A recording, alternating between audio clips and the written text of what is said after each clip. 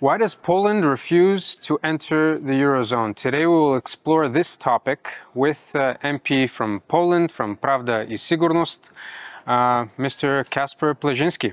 Hello. That's correct. Thank you. So my name is Klement Chopov. I'm an MP from the Bulgarian National Assembly, and we are here at the summer part session at the Parliamentary Assembly at the Council of Europe.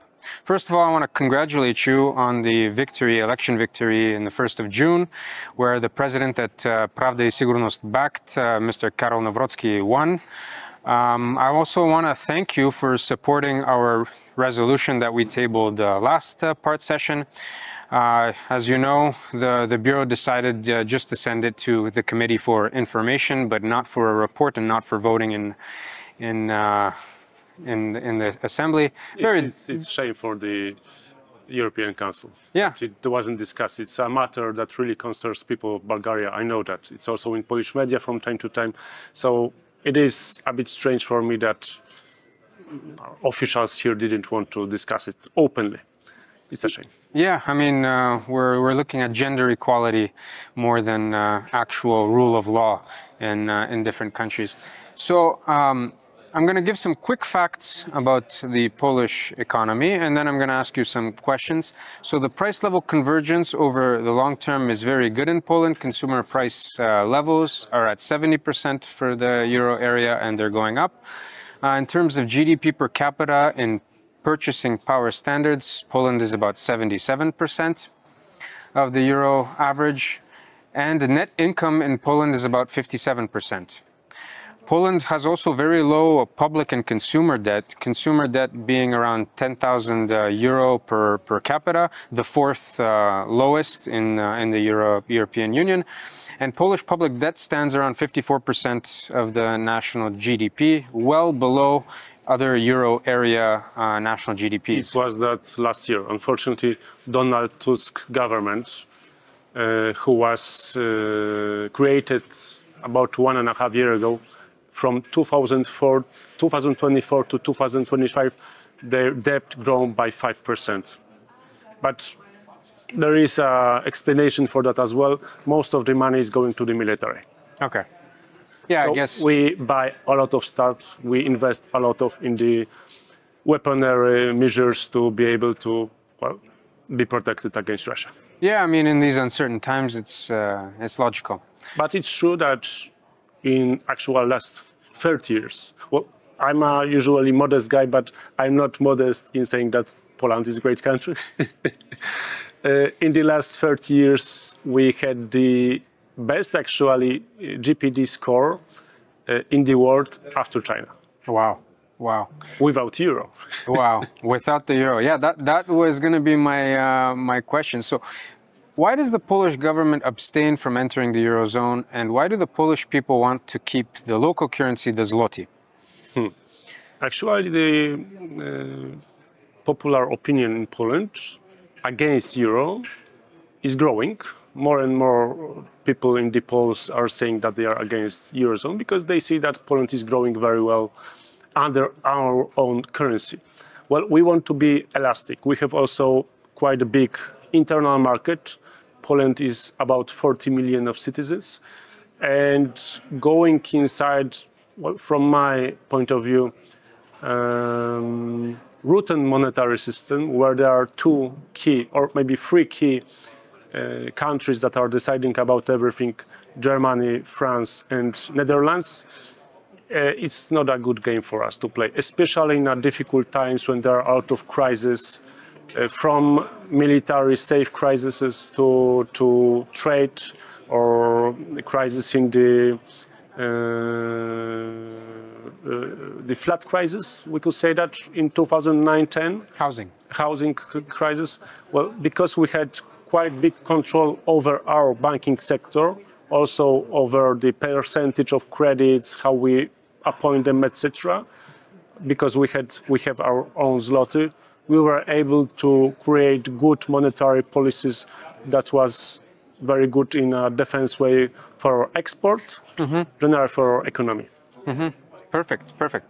So one of the arguments in Bulgaria for the euro is that there's going to be immense economic growth. You mentioned that in the last 30 years, Poland's growth has been best, only second to China. The numbers are a steady pace of 3.7% GDP growth in the last 26 years, from 1999 till now, while the Eurozone growth rate has been 1.4%.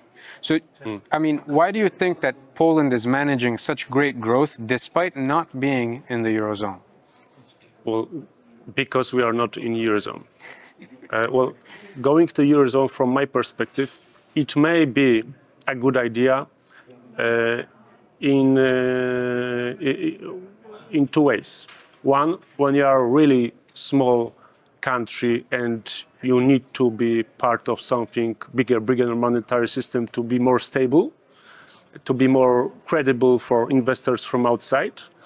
And the other, when you are a middle or big country, Poland is like a fifth country in European Union from the population or size perspective.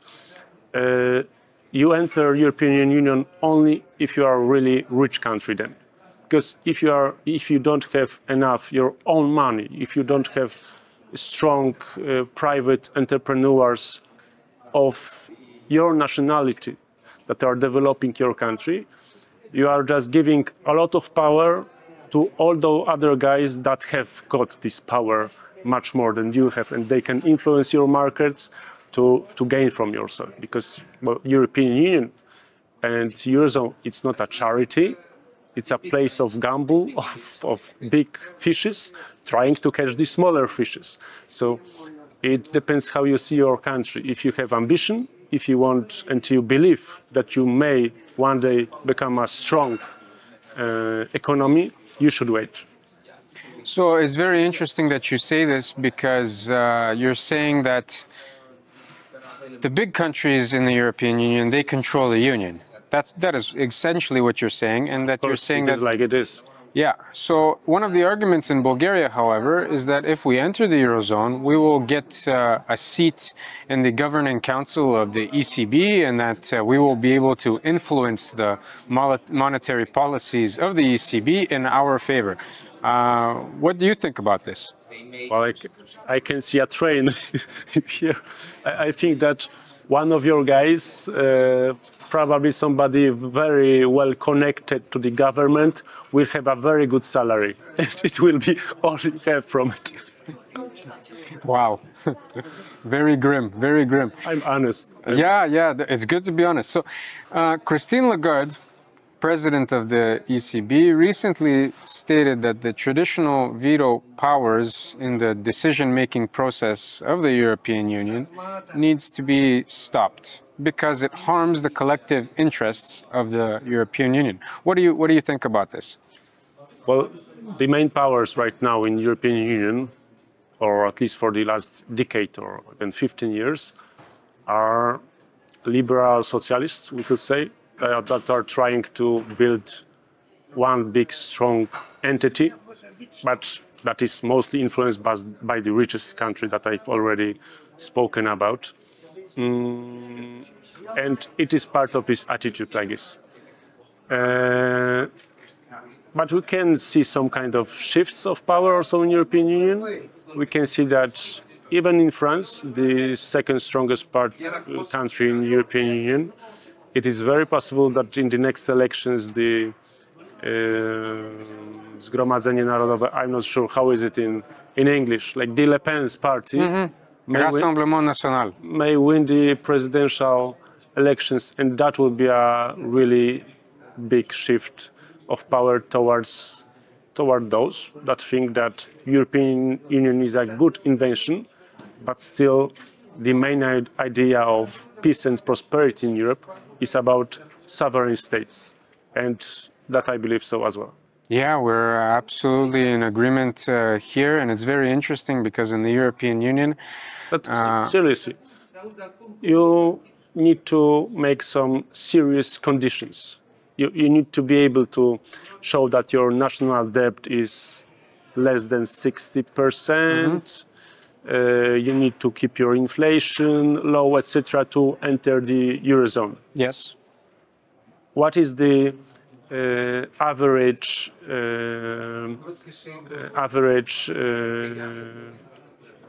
oh, come on, how you say it? Average GDP debt in European Eurozone, you know? It's very high. Is about 90%. Yeah, it's very high. So does it look for you that it's a really healthy organism? You need to have 60% of the debt or less, and you are entering organism that has already about 90% of the debt? Yeah. It is a bit shocking, the hypocrisy of those, like I said, strong countries which are providing the biggest part of this debt. Yeah, it's like a person who looks very rich on the outside because he has very nice clothes, he has a big house, he has a nice car, but at the same time, all of these things were bought with debt. So we see these countries in the European area being very rich, but a lot of it is because they have a lot of debt. And if another country enters the Eurozone, it's going to be required to share that debt. So if Bulgarians enter the Eurozone in the 1st of January 2026, we will be required to buy sovereign debt from countries that cannot place their debts, their bonds on secondary markets. So you could say that. You will give them the credibility as well. Yeah, of course. So I want to thank you very much for this interview, for this Polish viewpoint. It's very important for Bulgarians because one of the main arguments that the government has is that the people who oppose Eurozone accession are propagating Russian influence. And seeing Poland's historical conflicts with Russia. In Poland, we call it the argumentum ad Hitlerum. When you don't like somebody, you just say, oh, you are fascist. Yeah. Absolutely like that. They label you as something bad. They put this label, Russian propaganda, Putin, and you're automatically bad. In the end, it means that somebody is just being dishonest and is afraid of the truth. Of course, that's why when we gathered 604,000 signatures to initiate a referendum in Bulgaria, the parliament, absolutely against the law, banned the referendum and doesn't want a public debate. Because if we go for a referendum, they will have to explain their viewpoints. And at this moment, there is not one positive for Bulgaria entering the Eurozone. Not one. All negatives. And as you said, sovereignty. Sovereignty is a main key issue. If we enter the Eurozone, the European Commission starts approving the national budget. So the Parliament cannot increase the budget by any means. If the European Commission says you have to keep your pensions at this level, then you have to keep the pension at that level. You cannot increase them. You give a strong part of your independency towards officials that you have no power over at all. Of course. And so they live in France or Belgium, and probably they will never even visit Bulgaria. Yeah. And then they determine how we spend our own money.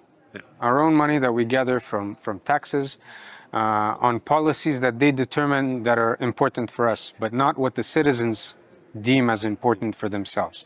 So it's an absolute pyramid, it's an absolute scheme where countries with low debt go and take on the debt of bigger countries which have been indebted for 20 years now. And that's why the Bulgarian people do not want it. So I thank you once again for your support, for the resolution here that we tabled, and I thank you today for this interview, Mr. Kacper Płażyński. Good luck in your fight.